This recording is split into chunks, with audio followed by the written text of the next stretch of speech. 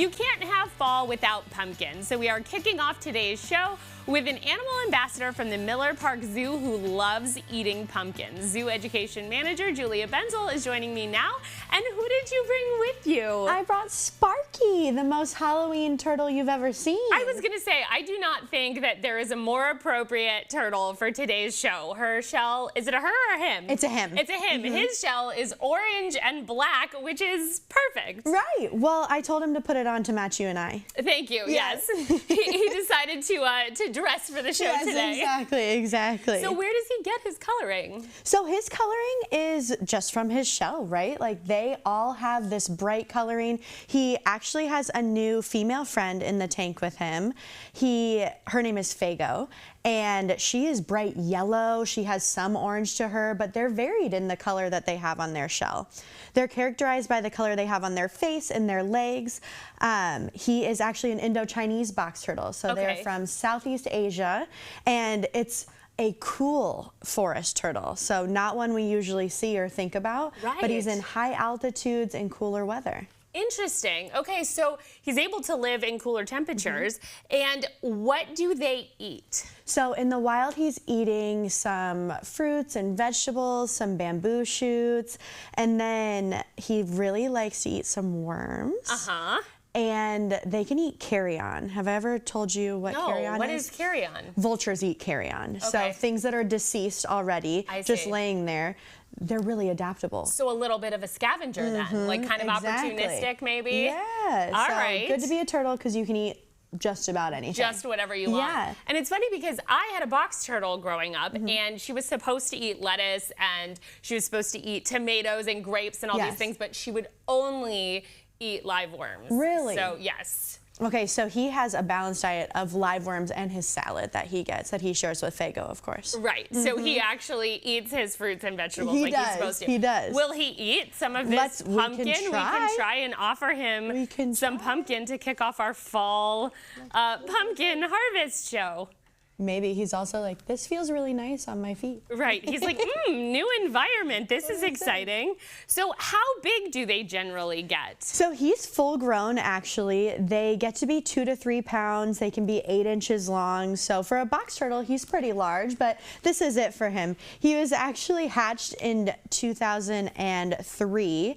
His birthday is October 19th. So oh my goodness. He's a Halloween baby turtle. Baby. Yeah. My birthday's October 18th. There you so go, we're almost twins. birthday buddies.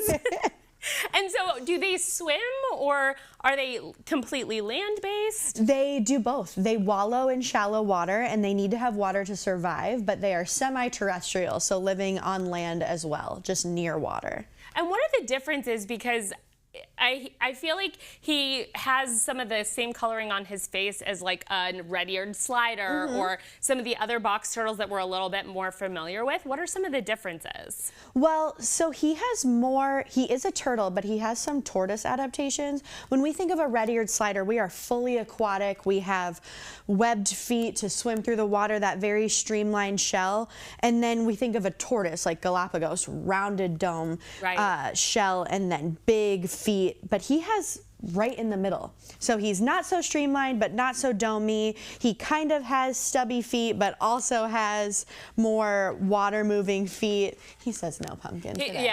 He's not very hungry. And so I feel like he's sort of mimicking the box turtle that I had that was like, I think we just would rather have some live things right now. He said, I'll eat it over the weekend, but not on the show. But not right now while we're live. So how do they reproduce? They lay eggs. I'm glad you asked. He's a reptile, so there are some things that all reptiles do. So he lays eggs. The really cool thing, I know you have an aquatic background. Yes. You like reptiles. I do. You know how their eggs are supposed to be kind of soft? Theirs aren't. Oh. Theirs are closer to bird eggs. Oh, interesting. So the exception proves the rule sort of deal. Right. He has, well, if he were a she, would lay eggs that were harder. Probably because they are semi-exposed, they are in shallow water, they're in shallow land, it's cooler, they need that protection. So they only lay up to 2 clutches a year. 3 eggs each time. So max 6 eggs a year, which is probably part of the reason that they're critically endangered. Right. They also, being a reptile, are covered in scales, and he sheds those scales in patches. So sometimes he looks a little flaky and those will come off. He has this shell made of the same thing as his scales, which is keratin. So our fingernails and hair are the same thing. Just like our fingernails protect us, his shell and his scales protect him. And then he's ectothermic. So ecto meaning outside, thermic temperature. He uses his environment to regulate his temperature. Nice. Yeah. And so I know we always talk about marine versus terrestrial. So marine reptiles like sea turtles, their eggs, the gender is determined based on the temperature of the sand. Is that the same thing, or is the gender predetermined? Gender's predetermined, and it's generally cool where they're at. If it gets 82 degrees, they stress out. So their eggs likely, once they get that warm, won't even hatch. Oh, I see. Okay. So it's not like it'll just change gender with the higher temperatures. Interesting. Then they might not be viable. Right. Well, Julia, thank you so much for bringing the perfect Halloween animal ambassador for us to meet today, and thank you for all this information. Absolutely. Thank you for having us. Do you want to touch his shell before we go? I would love to touch his shell before we go. And this is an animal ambassador. It's never good to take animals out of the wild and keep them as pets. So we always like to say that as well. Yes, thank you.